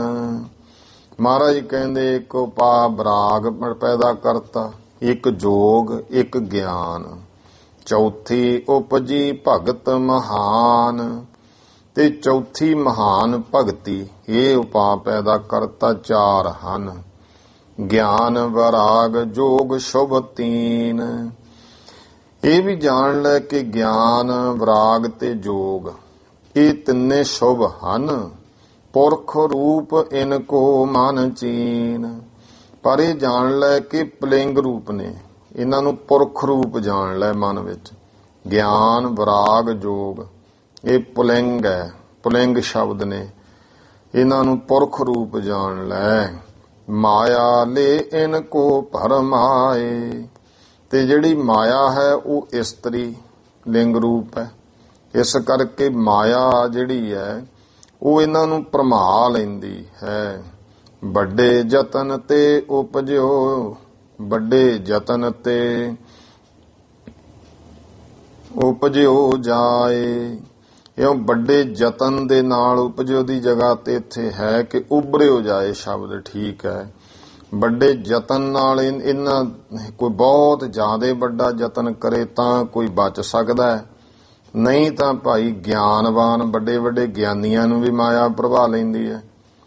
ਤੇ ਜਦੋਂ ਮਾਇਆ ਪ੍ਰਭਾ ਲੈਂਦੀ ਹੈ ਫਿਰ ਗਿਆਨੀ ਜਿਹੜੇ ਨੇ ਉਹ ਇਹੋ ਜਿਹੇ ਪਾਸੇ ਨੂੰ ਹੋ ਜਾਂਦੇ ਆ। ਜਿਵੇਂ ਜਗਤ ਵਿੱਚ ਹੁਣ ਆਪਾਂ ਵੇਖਦੇ ਆ ਵੀ ਬੜੇ ਬੜੇ ਵਿਦਵਾਨ ਹੈਗੇ ਆ ਪਰ ਉਹਨਾਂ ਦੀਆਂ ਕਲਮਾਂ ਕੋਈ ਸਰਕਾਰਾਂ ਦੇ ਮੁਤਾਬਕ ਵਿਕ ਗਈਆਂ। ਹੁਣ ਆਪਾਂ ਦੇਖਦੇ ਆ ਕਿ ਟੀਵੀ ਚੈਨਲਾਂ ਦਾ ਹੋਰ ਹੁਣ ਉਹ ਗੱਲਾਂ ਥੋੜੋ ਰਹੀਆਂ। ਹੁਣ ਤਾਂ ਇਹ ਸਰਕਾਰਾਂ ਦੇ ਤੋਤੇ ਬਣ ਗਏ ਆ।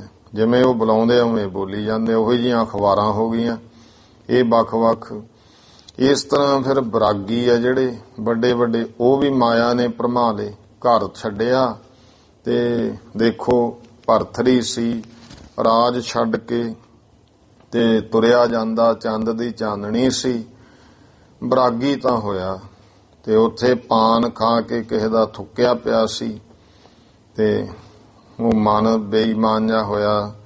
ਕਹਿੰਦਾ ਲਾਲ ਪਿਆ ਹੈ ਤਾਂ ਉਹ ਇੱਕਦਮ ਹੱਥ ਪਾ ਲਿਆ ਤੇ ਪੀਕ ਥੁੱਕ ਨੂੰ ਪੈ ਗਿਆ। ਉੱਥੇ ਫਿਰ ਕਿਹਾ ਵੀ ਰਾਜ ਭਾਗ ਵੀ ਛੱਡਿਆ, ਸਖੀਆਂ ਕੇ ਸਾਥ ਸਭ ਕੁਝ ਛੱਡਿਆ ਹੈ। ਰਾਜ ਭਾਗ ਤਜਿਓ ਸਭ ਸਖੀਆਂ ਕੇ ਸਾਥ। ਇਉਂ ਲਿਖਿਆ ਸ਼ਾਇਦ ਕਿ ਰੇ ਮਨ ਧੋਖੇ ਲਾਲ ਕੇ ਪਰਾ ਪੀਕ ਮੇ ਹਾਥ। ਇਹ ਮਨਾ ਹਾਲ ਤੇਰਾ ਦੇਖ ਲਾ ਕੀ ਹੋਇਆ। ਘਰ ਛੱਡ ਕੇ ਵੀ ਆਏ ਜਾਂ ਭਾਈ ਘਰ ਦੇ ਜੰਜਾਲ ਛੱਡ ਕੇ ਕਹਿੰਦਾ ਮੈਂ ਚੱਲਿਆ ਭਗਤੀ ਕਰਨ। ਹੁਣ ਥੋੜਾ ਜਿਹਾ ਘਰ ਸੀ ਛੋਟਾ ਜਿਹਾ 2 5 7 ਜੀ ਸੀ ਉਹ ਤਾਂ ਛੱਡਤੇ ਤੇ ਗਾਹਾਂ ਉਲਝਣ ਚ ਪੈ ਗਿਆ। ਵੱਡੇ ਵੱਡੇ ਆਸ਼ਰਮ ਬਣਾ ਲਏ, ਸੈਂਕੜੇ ਚੇਲੇ ਬਣਾ ਲਏ। ਹੁਣ ਉਹਦੇ ਵਿੱਚ ਉਲਝ ਗਿਆ ਹੈ। ਆ ਦੇਖਿਆ ਕੋਈ ਜਾਨਵਰ ਰੱਖ ਲਏ, ਕੋਈ ਹੋਰ ਰੱਖ ਲਏ ਤੇ ਉਹ ਫਿਰ ਉਲਝਿਆ ਰਹਿੰਦਾ ਹੈ। ਕਿੰਨਾ ਕੁਛ ਮਨ ਜਿਹੜਾ ਹੈ ਨਾ ਵੀ ਕਿੰਨਾ ਕੋਈ ਪਸ਼ੂ ਹੈ, ਪੰਛੀ ਹੈ, ਫਿਰ ਉਹ ਚ ਮੋਹ ਪਾ ਲੈਂਦਾ ਹੈ। ਅਸਲ ਵਿੱਚ ਤਾਂ ਇਹ ਨਹੀਂ ਹੈ ਕੋਈ ਮਾੜੀ ਗੱਲ ਨਹੀਂ ਪਰ ਗਲਤ ਹੈ। ਸੁਰਤੀ ਕਰਕੇ ਮੋਹ ਚ ਨਹੀਂ ਪੈਣਾ ਹੈ ਤੇ ਉਹ ਫਿਰ ਮੋਹ ਮਾਲ ਪੈਣ ਦਾ 100 ਚੇਲਾ ਹੈ। ਪਹਿਲਾਂ ਤਾਂ 5-7 ਜੀਆਂ ਦੇ ਕਲਿਆ ਕਲੇਸ਼ ਤੋਂ ਤਾਂ ਘਰ ਛੱਡਿਆ ਸੀ। ਇਹ ਨਹੀਂ ਤੁਹਾਡੇ ਝੰਜਟ ਮੁੱਕਣੇ ਆਪਾਂ ਦੇ ਚੱਲੇ ਆ ਤੇ ਗਾਹਾਂ 50-100 ਜਣਾ ਇਕੱਠਾ ਕਰ ਲਿਆ। ਹੁਣ ਉਹ ਝੰਜਟ ਕੋਈ ਨਿਤ ਨਵਾਂ ਕੋਈ ਨਾ ਕੋਈ ਕੰਮ ਖੜਾ ਹੀ ਰੱਖਦੇ। ਕਿਸੇ ਨੇ ਕਿਸੇ ਨੂੰ ਕਹਿਦਾ ਕਿਸੇ ਨੇ। ਇਸ ਤਰ੍ਹਾਂ ਫਿਕਰ ਪੈ ਜਾਂਦਾ ਹੈ। ਉਹ ਵੱਡੇ ਵੱਡੇ ਜਿਹੜੇ ਆਸ਼ਰਮਾਂ ਵਾਲੇ ਆ ਉਹਨਾਂ ਨੂੰ ਫਿਕਰ ਹੀ ਮਾਰੀ ਜਾਂਦੇ ਆ। ਕਿਤੇ ਉੱਥੇ ਦਾ ਕਿਤੇ ਉੱਥੇ ਦਾ। ਕਈ ਵਾਰ ਦੇਖਿਆ ਕੋਈ ਉਹ ਥਾਂ ਤੇ ਕਿਸੇ ਦੇ 10 ਆਸ਼ਰਮ ਹੈ, ਕਿਸੇ ਦੇ ਕਿੰਨੇ ਹੈ, ਉਹ ਉਹਨਾਂ ਫਿਕਰਾਂ 'ਚ ਹੀ ਉਲਝੇ ਪਏ ਹਨ। ਤੇ ਪ੍ਰਮਾਤਮਾ ਦੀ ਤਾਂ ਇਹ ਠੀਕ ਹੈ ਵੀ ਇਹ ਵੀ ਇੱਕ ਇਹਦੇ ਵਿੱਚ ਵੀ ਕੋਈ ਬਿਰਲਾ ਹੈ ਫਿਰ ਜਿਹੜਾ ਸੁਰਤ ਕਰਕੇ ਉੱਪਰ ਉੱਠ ਜਾਂਦਾ ਹੈ। ਤੇ ਗੁਰੂ ਪਾਤਸ਼ਾਹ ਮਹਾਰਾਜ ਕਿਰਪਾ ਕਰਨ, ਉਹ ਵੀ ਇੱਕ ਹੈ ਤਾਂ ਸੁਰਤੀ ਕਰਕੇ ਉੱਪਰ ਰਹਿਣਾ, ਖੁੱਬਣਾ ਨਹੀਂ ਹੈ। ਕਹਿਣ ਦਾ ਭਾਵ ਹੈ ਆਸ਼ਰਮ ਕੋਈ ਮਾੜਾ ਨਹੀਂ। ਵਿਦਿਆਰਥੀ ਹੁਣ ਕਿੰਨੇ ਸੰਪਰਦਾ ਦੇ ਵਿੱਚ ਸੈਂਕੜੇ ਵਿਦਿਆਰਥੀ ਪੜ੍ਹਦੇ, ਹੁਣ ਉਹਨਾਂ ਦੇ ਰਹਿਣ ਵਾਸਤੇ ਕਮਰੇ ਵੀ ਹੈ, ਰੋਟੀ ਪਾਣੀ ਦਾ ਵੀ ਪ੍ਰਬੰਧ ਹੈ, ਰਹਿਣ ਸਹਿਣ ਦਾ ਸਾਰਾ, ਇਸ਼ਨਾਨ ਦਾ, ਵਿਦਿਆ ਪੜ੍ਹਨੀ ਪੜ੍ਹਾਉਣੀ ਸਾਰਾ ਉੱਥੇ। ਤੇ ਉਹ ਹੈ ਕਿ ਉਹ ਤਾਂ ਇੱਕ ਵਿਦਿਆਲਾਵਤ ਜਿਹੜਾ ਹੈ ਜਾਂ ਤੇ ਉਹ ਰੂਪ ਹੈ ਨਾ ਕਿ ਸੁਰਤੀ ਕਰਕੇ ਨਾ ਜਿਹੜਾ ਗੁਰਮੁਖ ਹੈ ਉਹਦੇ ਵਿੱਚ ਖੁੱਭ ਜਾਵੇ। ਗੁਰੂ ਪਾਤਸ਼ਾਹ ਮਹਾਰਾਜ ਕਹਿਣ ਲੱਗੇ ਕਿ ਗਿਆਨ ਵਿਰਾਗ, ਅੱਗੇ ਆ ਗਿਆ ਜੋਗ। ਜੋਗੀ ਵੀ ਦੇਖੋ ਮਾਇਆ ਨੇ ਭਰਮਾ ਲਏ, ਕਿਉਂਕਿ ਤਿੰਨੇ ਪੁਲਿੰਗ ਰੂਪ ਹੈ। ਪੁਲਿੰਗ ਨੂੰ ਇਸਤਰੀ ਲਿੰਗ ਰੂਪ ਭਰਮਾ ਸਕਦਾ ਹੈ, ਇਸਤਰੀ ਪੁਰਸ਼ ਨੂੰ ਭਰਮਾਉਂਦੀ ਹੈ, ਇਸਤਰੀ ਤੋਂ ਇਸਤਰੀ ਪ੍ਰਭਾਵਿਤ ਨਹੀਂ ਨਾ ਹੁੰਦੀ। ਇਹ ਮਹਾਰਾਜ ਕਹਿੰਦੇ ਵੀ ਜੋਗ ਇਹ ਵੀ ਹੈ। ਵੱਡੇ ਵੱਡੇ ਜੋਗੀ ਉਹ ਫਿਰ ਜਿਵੇਂ ਮਛਿੰਦਰਨਾਥ ਜਿਹੜਾ ਸੀ, ਉਹ ਜਾ ਕੇ ਇੱਕ ਰਾਜੇ ਦੀ ਦੇਹੀ 'ਚ ਹੀ ਪ੍ਰਵੇਸ਼ ਹੋ ਗਿਆ ਸੀ, ਸੁੱਖ ਆਨੰਦ ਮਾਨ, ਜਾਂ ਲੰਮੀ ਉਮਰ ਕਰਨੀ ਦੁਨੀਆ ਮਾਨਤਾ ਦੇਵੇ, ਕਿਉਂ ਭਰਮਾ ਲਏ ਮਾਇਆ ਨੇ। ਗਿਆਨ ਵਿਰਾਗ ਜੋਗ ਸ਼ੁਭ ਤੀਨ, ਮਹਾਰਾਜ ਕਹਿੰਦੇ ਗਿਆਨ ਵਿਰਾਗ ਤੇ ਜੋਗ ਤਿੰਨੇ ਸ਼ੁਭ ਹਨ। ਪੁਰਖ ਰੂਪ ਇਨ ਕੋ ਮਨ ਚੀਨ, ਇਹਨਾਂ ਨੂੰ ਮਨ ਵਿੱਚ ਜਾਣ ਲੈ ਕਿ ਇਹ ਪੁਰਖ ਰੂਪ ਹਨ। ਮਾਇਆ ਲੈ ਇਨ ਕੋ ਪਰਮਾਏ, ਮਾਇਆ ਇਹਨਾਂ ਨੂੰ ਭਰਮਾ ਲੈਂਦੀ ਹੈ। ਵੱਡੇ ਯਤਨ ਤੇ ਉਭਰਿਓ ਜਾਏ, ਹਾਂ ਕੋਈ ਬਹੁਤ ਵੱਡਾ ਯਤਨ, ਅਤੀ ਰੱਬ ਦੀ ਕਿਰਪਾ ਫਿਰ ਕੋਈ ਬਚਦਾ ਹੈ। ਭਗਤ ਹੈ ਪਤਿਵ੍ਰਤਾ ਸੋ ਨਾਰੀ, ਭਗਤੀ ਜਿਹੜੀ ਹੈ ਉਹ ਇਹ ਜਾਣ ਲਓ ਕਿ ਇਸਤਰੀ ਲਿੰਗ ਰੂਪ ਹੈ, ਪਤਿਵ੍ਰਤਾ ਨਾਰੀਵਤ ਹੈ। ਇਸ ਪਰ ਨਹਿ ਮਾਇਆ ਬਲ ਧਾਰੀ, ਇਸ ਕਰਕੇ ਇਹਦੇ ਤੇ ਮਾਇਆ ਆਪਣਾ ਬਲ ਨਹੀਂ ਪਾ ਸਕਦੀ।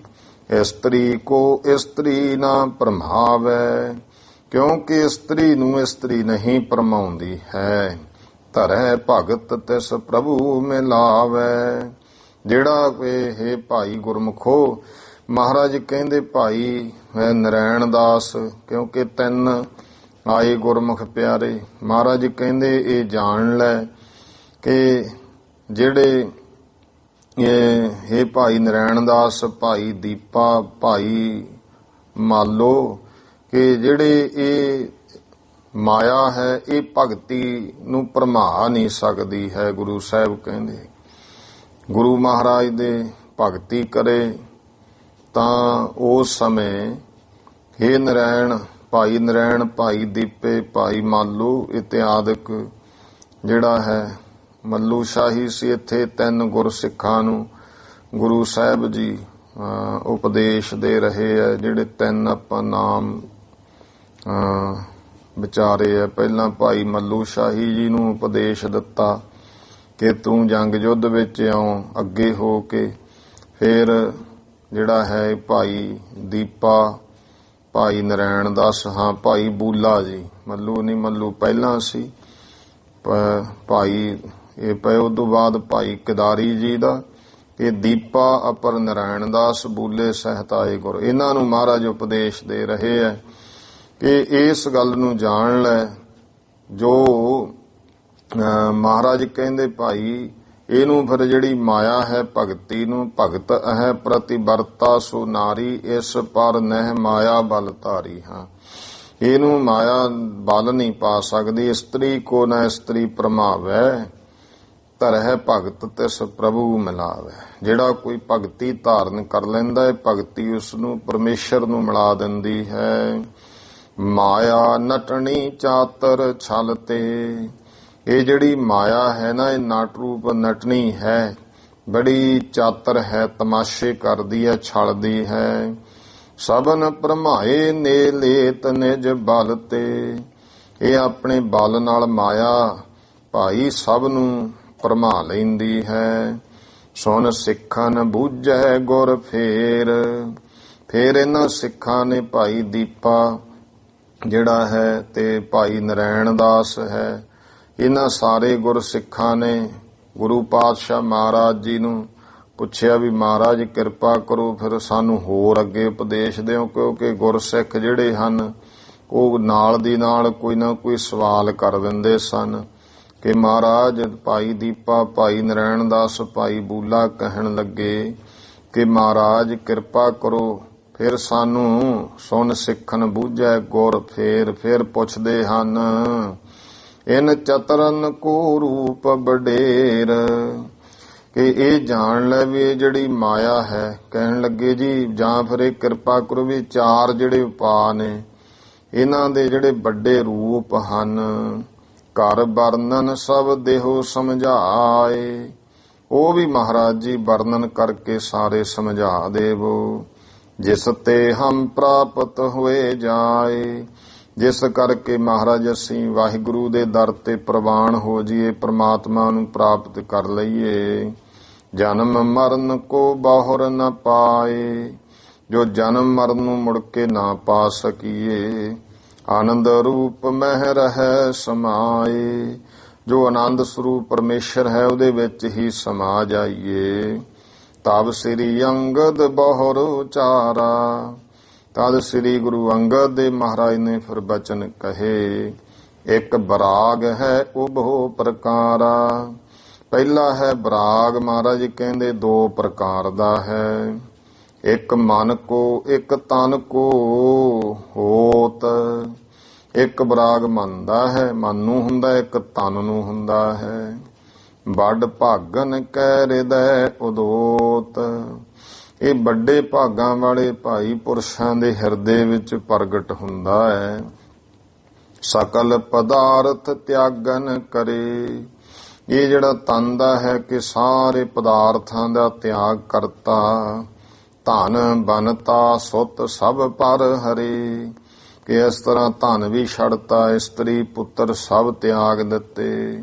ਹਠ ਕਰ ਬਾਹਰ ਕੋ ਤਜ ਦੇਤ, ਇਉਂ ਹਠ ਕਰਕੇ ਸਭ ਕੁਝ ਨੂੰ ਛੱਡ ਕੇ ਬਾਹਰ ਚਲਿਆ ਗਿਆ। ਰਹੇ ਵਾਸ਼ਨਾ ਹਿਰਦੈ ਨਕੇਤ, ਪਰ ਫੇਰ ਵੀ ਮਹਾਰਾਜ ਕਹਿੰਦੇ ਗੁਰਸਿੱਖੋ ਜਿਹੜੀ ਵਾਸ਼ਨਾ ਹੈ ਹਿਰਦੇ ਰੂਪੀ ਘਰ ਵਿੱਚ ਰਹਿ ਜਾਂਦੀ ਹੈ।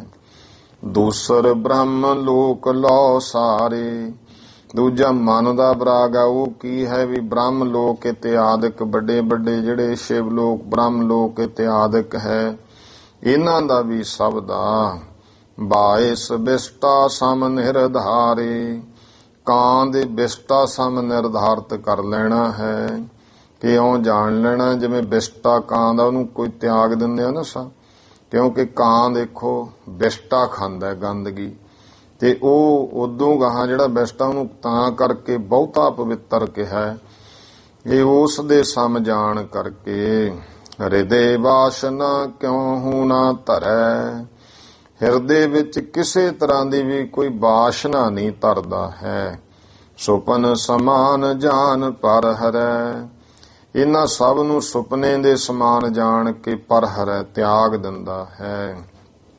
ਪਾਏ ਪਦਾਰਥ ਪਰਾ ਲਭਤ ਤੇ, ਫਿਰ ਜੋ ਪਦਾਰਥ ਹੈ ਉਹ ਮਹਾਰਾਜ ਜੀ ਕਹਿੰਦੇ ਭਾਈ ਪਰਾ ਲਬਧ ਜਿਹੜਾ ਪਰਮੇਸ਼ਰ ਨੇ ਲਿਖ ਦਿੱਤੀ ਉਹਦੇ ਮੁਤਾਬਕ ਜੋ ਪਦਾਰਥ ਮਿਲਦੇ ਹਨ।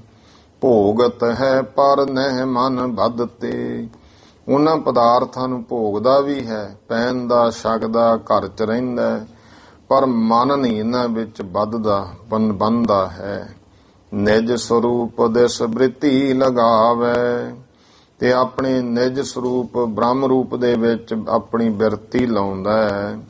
ਵਿਸ਼ੇ ਬਾਸਨਾ ਤੇ ਉਲਟਾਵੇ, ਵਿਸ਼ੇ ਵਿਕਾਰਾਂ ਬਾਸ਼ਨਾਵਾਂ ਤੋਂ ਮਨ ਨੂੰ ਉਲਟ ਕਰ ਲੈਂਦਾ ਹੈ। ਤਥਾ ਜੋਗ ਭੀ ਦੋਏ ਪ੍ਰਕਾਰ, ਫਿਰ ਦੂਜਾ ਹੈ ਜੋਗ, ਮਹਾਰਾਜ ਕਹਿੰਦੇ ਵੀ ਦੋ ਪ੍ਰਕਾਰ ਦਾ ਹੈ। ਇੱਕ ਤੋਂ ਕਸ਼ਟ ਜੋਗ ਨਿਰਧਾਰ, ਇੱਕ ਤਾਂ ਜਾਣ ਲੋ ਕਿ ਕਸ਼ਟ ਜੋਗ ਹੈ। ਜਮ ਨੇ ਮਾਦ ਅਸ਼ਟ ਹੈ ਅੰਗਾ, ਜਮ ਇਤਿਆਦਿ ਇਹਦੇ 8 ਅੰਗ ਹਨ। ਇਹ ਮਹਾਰਾਜ ਗੁਰੂ ਨਾਨਕ ਦੇ ਪਾਤਸ਼ਾਹ ਦੇ ਪ੍ਰਸੰਗ ਵਿੱਚ ਆ ਗਏ ਸੀ ਯੋਗ ਦੇ 8 ਅੰਗ। ਸਕਲ ਕਹੈ ਬਹੁ ਵਧੈ ਪ੍ਰਸੰਗਾ। ਕਹਿੰਦੇ ਭਾਈ ਜੇ ਹੁਣ ਇੱਥੇ ਸਾਰੇ ਕਹਿਣ ਲੱਗੇ ਫਿਰ ਪ੍ਰਸੰਗ ਬਹੁਤਾ ਵੱਧ ਜਾਵੇਗਾ।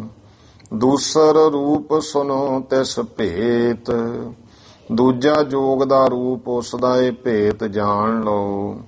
ਰੋਕ ਵਾਸ਼ਨਾ ਤੇ ਮਨ ਲੇਤ। ਇਹ ਜਿਹੜਾ ਮਨ ਹੈ ਇਹਨੂੰ ਵਾਸ਼ਨਾਵਾਂ ਵੱਲੋਂ ਰੋਕ ਲਏ। ਸਤਿਗੁਰ ਸ਼ਬਦ ਸਦੀਵ ਵਿਚਾਰੈ। ਔਰ ਸਤਿਗੁਰੂ ਜੀ ਦੇ ਸ਼ਬਦ ਨੂੰ ਹਮੇਸ਼ਾ ਵਿਚਾਰੇ। ਜੀਵ ਬ੍ਰਹਮ ਇਕਤਾ ਨਿਰਧਾਰੈ। ਤੇ ਜੀਵ ਬ੍ਰਹਮ ਦੀ ਏਕਤਾ ਨੂੰ ਜਾਣ ਲਵੇ। ਆਤਮ ਬਿਖੈ ਜੁਟੀ ਬ੍ਰਿਤ ਰਹੈ। ਆਪਣੇ ਆਤਮ ਸਰੂਪ ਦੇ ਵਿੱਚ ਹੀ ਜਿਹੜੀ ਬਿਰਤੀ ਹੈ ਜੁਟੀ ਰਹੇ, ਲੱਗੀ ਰਹੇ। ਸ੍ਰੇਸ਼ਟ ਸੋ ਪਰਮ ਜੋਗ ਇਹੋ ਕਹੈ। ਇਸੇ ਨੂੰ ਹੀ ਸ੍ਰੇਸ਼ਟ ਔਰ ਮਹਾਨ ਜੋਗ ਕਿਹਾ ਜਾਂਦਾ ਹੈ। ਵਾਸਤਵ ਨਿਜ ਸਰੂਪ ਕੋ ਜਾਣੈ। ਫਿਰ ਗਿਆਨੀ ਹੈ, ਬਾਹਰ ਦਾ ਇੱਕ ਗਿਆਨ ਹੈ। ਮਹਾਰਾਜ ਕਹਿੰਦੇ ਇੱਕ ਭਾਈ ਅਸਲ ਵਾਸਤਵ ਦੇ ਵਿੱਚ, ਅਸਲ ਵਿੱਚ ਆਪਣੇ ਨਿਜ ਸਰੂਪ ਨੂੰ ਜਾਣ ਲਵੇ। ਇਸ ਕੋ ਗਿਆਨੀ ਧਿਆਨ ਬਖਾਨੈ। ਇਹਨੂੰ ਜਿਹੜੇ ਗਿਆਨੀ ਪੁਰਸ਼ ਨੇ ਅਸਲ ਗਿਆਨ ਕਹਿੰਦੇ ਨੇ, ਜੋ ਨਿਜ ਸਰੂਪ ਵਿੱਚ ਧਿਆਨ ਲਾਉਣਾ ਹੈ। ਚੌਥੀ ਭਗਤ ਰੂਪ ਸੁਨ ਲੇਹੁ। ਚੌਥਾ ਹੈ ਮਹਾਰਾਜ ਕਹਿੰਦੇ ਭਾਈ ਇਹ ਜਿਹੜਾ ਹੈ ਭਗਤੀ, ਇਹਦੇ ਬਾਰੇ ਸੁਣ ਲਓ। ਕਲੀ ਕਾਲ ਇਹੋ ਮੁਖ ਲਖੇਹੁ। ਕਲਯੁਗ ਦੇ ਸਮੇਂ ਵਿੱਚ ਇਸ ਨੂੰ ਮੁੱਖ ਜਾਣ ਲਓ।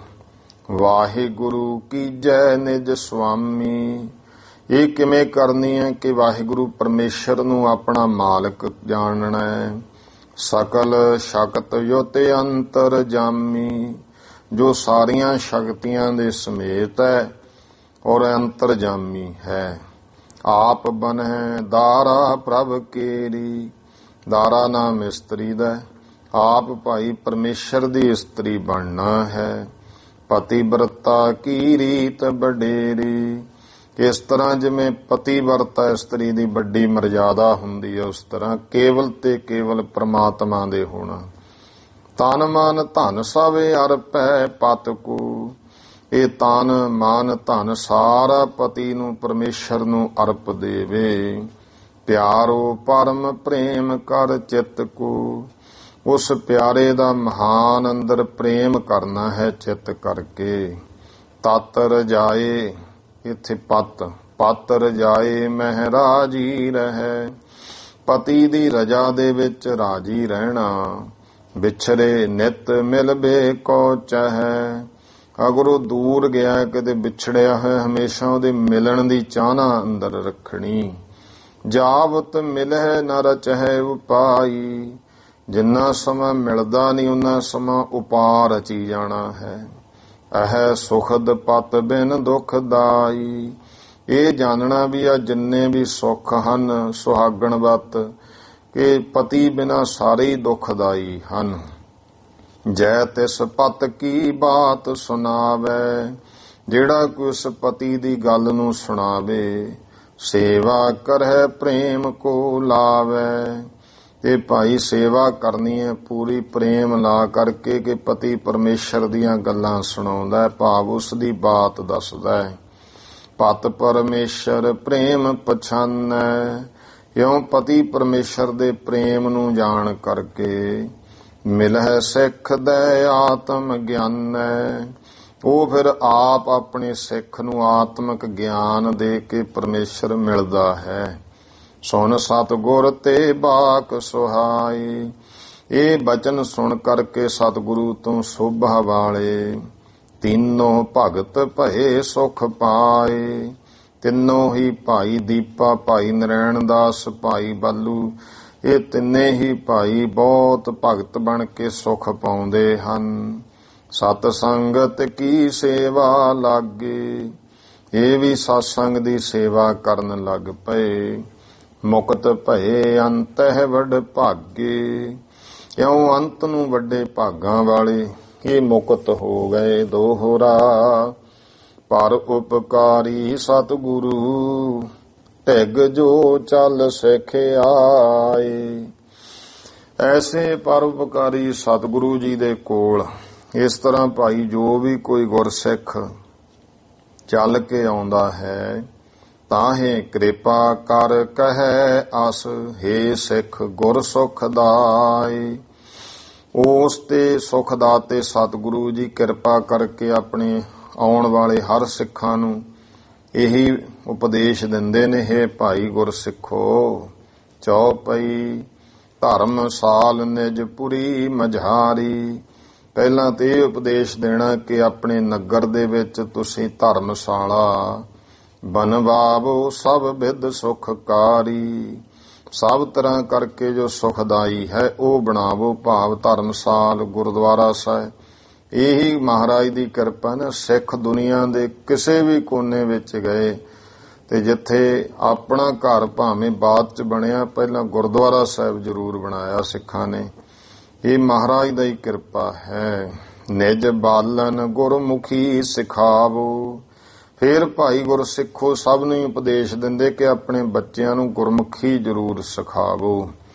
ਜਪ ਸੋਦਰ ਸੋਹਿਲਾ ਪੜਵਾਵੋ। ਜਪਜੀ ਸਾਹਿਬ ਸੋਦਰ ਦਾ ਪਾਠ 16 ਸਾਹਿਬ ਬਾਣੀਏ ਜ਼ਰੂਰ ਪੜਾਓ।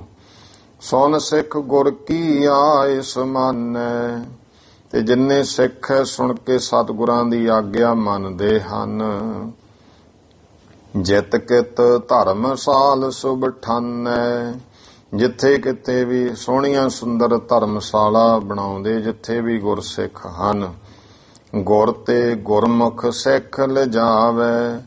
ਫਿਰ ਧਰਮਸਾਲ ਬਣਾ ਕੇ ਮਹਾਰਾਜ ਕੋਲੇ ਆਉਂਦੇ, ਮਹਾਰਾਜ ਕੋਈ ਗੁਰਮੁਖ ਸਿੱਖ ਸਾਨੂੰ ਭੇਜੋ ਕੋਲ ਸਾਡੇ, ਉਹਨੂੰ ਫਿਰ ਲੈ ਕੇ ਜਾਂਦੇ। ਨਿਜ ਬਾਲਨ ਗੁਰਮੁਖੀ ਪੜਾਵੈ। ਆਪਣੇ ਬੱਚਿਆਂ ਨੂੰ ਫਿਰ ਉਹ ਗੁਰਸਿੱਖ ਨੂੰ ਸਤਿਕਾਰ ਨਾਲ ਲਿਜਾ ਕੇ ਉੱਥੇ ਰੱਖਦੇ ਧਰਮਸਾਲ ਵਿੱਚ, ਉਹਦਾ ਸਾਰਾ ਉਪਜੀਵਕਾ ਦਿੰਦੇ ਤੇ ਆਪਣੇ ਬੱਚਿਆਂ ਨੂੰ ਉਹਦੇ ਕੋਲੋਂ ਗੁਰਮੁਖੀ ਪੜਵਾਉਂਦੇ। ਭਾ ਪ੍ਰਚਾਰ ਸਭ ਦੇਸ਼ ਮਝਾਰੀ। ਇਸ ਤਰ੍ਹਾਂ ਭਾਈ ਸਾਰੇ ਦੇਸ਼ਾਂ ਵਿੱਚ ਗੁਰਮੁਖੀ ਦਾ ਪ੍ਰਚਾਰ ਹੋਣ ਲੱਗ ਪਿਆ। ਬਾਣੀ ਘਰ ਘਰ ਭੀ ਪ੍ਰਚਾਰੀ। ਘਰ ਘਰ ਦੇ ਵਿੱਚ ਵੀ ਦੇਖੋ ਬਾਣੀ ਦਾ ਪ੍ਰਚਾਰ ਹੋ ਗਿਆ। ਸਭ ਵਿਦਿਆ ਪਰ ਅਸ ਪ੍ਰਗਟਾਈ। ਇਉਂ ਸਾਰੀਆਂ ਵਿਦਿਆ ਦੇ ਉੱਤੇ ਗੁਰਮੁਖੀ ਸਭ ਤੋਂ ਮਹਾਨ ਇਸ ਤਰ੍ਹਾਂ ਪ੍ਰਗਟ ਹੋ ਗਈ। ਜਸ ਜਲ ਪਰ ਪਸਰੈ ਚਿਕਨਾਈ। ਜਿਵੇਂ ਗੁਰਮੁਖੋ ਜਿਹੜੀ ਚਿਕਨਾਈ ਹੈ ਉਹ ਪਾਣੀ ਦੇ ਉੱਤੇ ਫੈਲ ਜਾਂਦੀ ਹੈ। ਏਕ ਦਿਵਸ ਸਤਿਗੁਰ ਗੁਣ ਖਾਨੀ। ਤਾਂ ਇਸੇ ਤਰ੍ਹਾਂ ਇੱਕ ਦਿਨ ਭਾਈ ਸਤਿਗੁਰੂ ਗੁਣਾਂ ਦੀ ਖਾਣ ਗੁਰੂ ਅੰਗਦ ਦੇਵ ਜੀ ਨੇ ਸ੍ਰੀ ਬੁੱਢੇ ਪ੍ਰਤ ਐਸ ਬਖਾਨੀ ਤੋਂ ਬਾਬਾ ਬੁੱਢਾ ਜੀ ਨੂੰ ਇਸ ਤਰ੍ਹਾਂ ਕਿਹਾ, ਅਬ ਤੁਮ ਜਾਹੋ ਪੁਰੀ ਰਾਮਦਾਸਾ। ਕਿ ਹੇ ਬਾਬਾ ਬੁੱਢਾ, ਤੁਹਾਡੀ ਹੁਣ ਉਮਰ ਜਵਾਨੀ ਦੀ ਹੈ, ਹੁਣ ਤੁਸੀਂ ਆਪਣੇ ਨਗਰ ਰਾਮਦਾਸ ਚਲੇ ਜਾਓ, ਵਿਆਹ ਕਰਾਓ, ਬਸੋ ਸੁਖ ਰਾਸਾ। ਤੇ ਸਾਡੀ ਆਗਿਆ ਹੈ ਕਿ ਤੁਸੀਂ ਗ੍ਰਸਤੀ ਜੀਵਨ ਧਾਰਨ ਕਰੋ, ਵਿਆਹ ਕਰਵਾਵੋ ਜਾ ਕੇ, ਜੋ ਸੁਖ ਰਾਸ ਬਸਾਂ ਸੁੱਖਾਂ ਦੇ ਸਹਿਤ ਬਸਣਾ ਕਰੋ। ਸੁਣ ਆਇਸ ਬ੍ਰਿਧ ਜੀ ਤਹਿ ਗਇਓ। ਇਹ ਸੁਣ ਕੇ ਫਿਰ ਬਾਬਾ ਬੁੱਢਾ ਜੀ ਆਪਣੇ ਰਾਮਦਾਸ ਨਗਰ ਚਲੇ ਗਏ। ਵਿਆਹ ਕਰਾਏ ਪੁੱਤਰ ਉਪਜਿਓ। ਬਾਬਾ ਬੁੱਢਾ ਜੀ ਦਾ ਵਿਆਹ ਹੋਇਆ, ਅੱਗੇ ਪੁੱਤਰ ਪੈਦਾ ਹੋਇਆ। ਭਾਨਾ ਨਾਮ ਧਰਿਓ ਤੇਹ ਕੇਰਾ। ਗੁਰੂ ਸਾਹਿਬ ਦੀ ਆਗਿਆ ਨਾਲ ਉਸ ਦਾ ਨਾਮ ਪੁੱਤਰ ਦਾ ਭਾਨਾ ਧਰਿਆ, ਜੋ ਕਿ ਬਾਬਾ ਭਾਨਾ ਜੀ ਦੇ ਨਾਮ ਨਾਲ ਫਿਰ ਪ੍ਰਸਿੱਧ ਹੋਏ। ਆਇਓ ਪੁਨ ਗੁਰ ਢਿਗ ਬਿਨ ਕੇਰਾ। ਆਇਓ ਪੁਨ ਗੁਰ ਢਿਗ ਬਿਨ ਦੇਰਾ। ਫਿਰ ਬਾਬਾ ਬੁੱਢਾ ਜੀ ਬਿਨਾਂ ਦੇਰੀ ਤੋਂ ਸਤਿਗੁਰੂ ਜੀ ਦੇ ਕੋਲ ਆ ਗਏ। ਫਿਰ ਮਹਾਰਾਜ ਦੇ ਸੇਵਾ ਵਿੱਚ ਲੱਗ ਗਏ। ਇਹ ਸ੍ਰੀ ਗੁਰਪੁਰ ਪ੍ਰਕਾਸ਼ ਗ੍ਰੰਥ। ਇੱਥੇ ਤੱਕ ਭਾਈ ਸ੍ਰੀ ਗੁਰਪੁਰ ਪ੍ਰਕਾਸ਼ ਗ੍ਰੰਥ ਦੁਤੀਆ ਮਹੱਲੇ ਦੂਜੇ ਮਹੱਲੇ ਦੇ ਸਿੱਖਾਂ ਨੂੰ ਉਪਦੇਸ਼ ਪ੍ਰਸੰਗ ਵਰਣਨ, ਹੋਰ ਸਿੱਖਾਂ ਨੂੰ ਉਪਦੇਸ਼ ਕਰਨ ਦੇ ਜਿਹੜਾ ਪ੍ਰਸੰਗ ਹੈ ਵਰਣਨ ਕੀਤਾ ਹੈ।